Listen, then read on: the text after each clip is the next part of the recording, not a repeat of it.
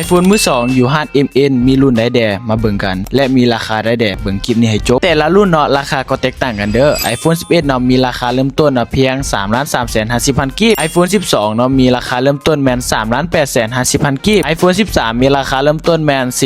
4,890,000 กิก iPhone 14มีราคาเริ่มต้นแม่น 5,200,000 กิก iPhone 15มีราคาเริ่มต้นแม่น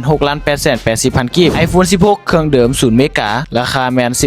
11,880,000 กิกพวกตระกูล Pro Max ก็มีคือกัน11 Pro มีราคาเริ่มต้นแม่น 3,300,000 กิก iPhone 11 Pro Max มีราคาเริ่มต้นแม่น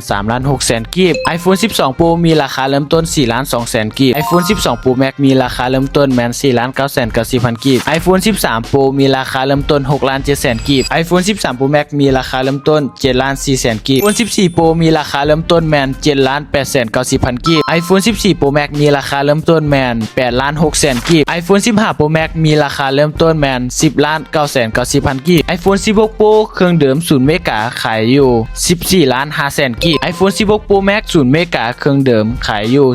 17,800,000 กิก iPhone 17 Pro ปัจจุบันนี้ขายอยู่ 24,880,000 กิกทุกคนสนใจ iPhone รุ่นใดเนาะหรือว่ามักรุ่นใดสามารถสอบถามได้เด้อติดต่ออยู่หน้าโปรไฟล์นี้เลยเนาะหรือว่าเอาในคลิปนี้ได้เลยเด้อ